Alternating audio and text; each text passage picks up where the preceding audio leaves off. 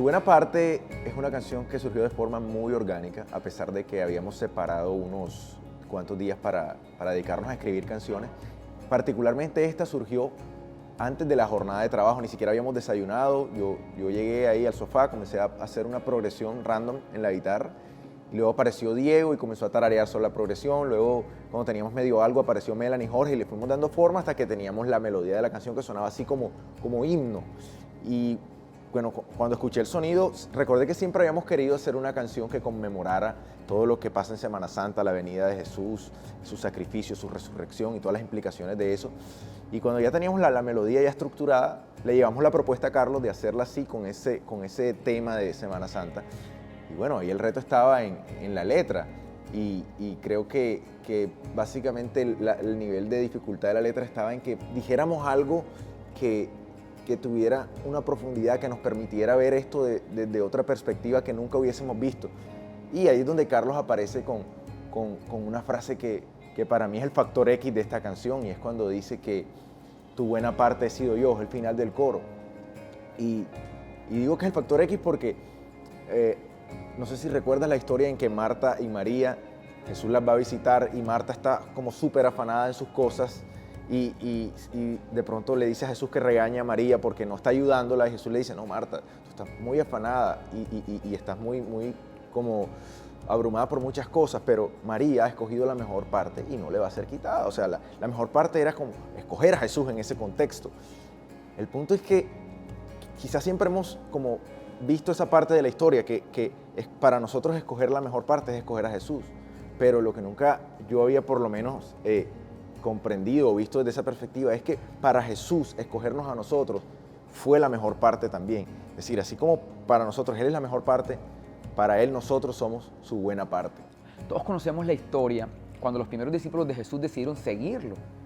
Y bueno, ellos no habían podido pescar en toda la noche, entonces Jesús aparece en escena, les dice que lleven su barca mar adentro, ellos echan las redes y ahora hay una multitud de peces, que hay 2 barcas que se están hundiendo. Entonces Lucas 5:11 dice que ellos trajeron sus barcas a tierra y dejándolo todo, siguieron a Jesús. Y nos hemos enfocado mucho en esta decisión de los discípulos de seguir a Cristo y decimos cosas como, mira, ellos dejaron su trabajo, ellos dejaron lo que estaban haciendo y siguieron a Jesús. Nosotros tenemos que dejar algunas cosas en nuestra vida para poder seguir a Jesús.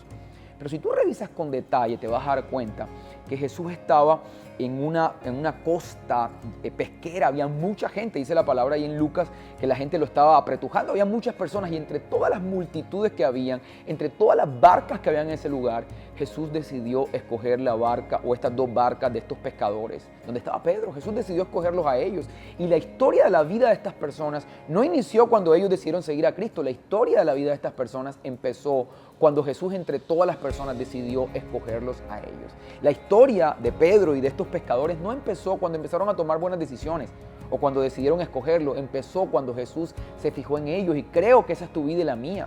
La historia de nuestra vida no empieza al tener un buen comportamiento, al tomar mejores elecciones de vida, al empezar a ir a la iglesia. La historia de nuestra vida empezó el día que Jesús nos escogió. Y te das cuenta que este mismo Pedro se tira de rodillas al ver esta pesca peligrosa y le dice, apártate de mí, Señor, porque soy un pecador. Pero sabes, ya Jesús sabía que Pedro había de traicionarlo, ya Jesús sabía que Pedro iba a cortarle la oreja al criado del sumo sacerdote, ya Jesús sabía que iba a inducirlo a que no fuera a la cruz, ya Jesús sabía toda la impertinencia y todos los errores de Pedro y aún así lo escogió. Y Jesús sabe todas las cosas que has hecho en tu vida, tus errores, tus equivocaciones. Él conoce tus inclinaciones sexuales, conoce tus desaciertos, conoce tu infidelidad, conoce quizás las malas decisiones que has podido tomar. Pero aún así, Él decidió escogerte. Y la historia de tu vida se trata de la elección de Cristo por ti.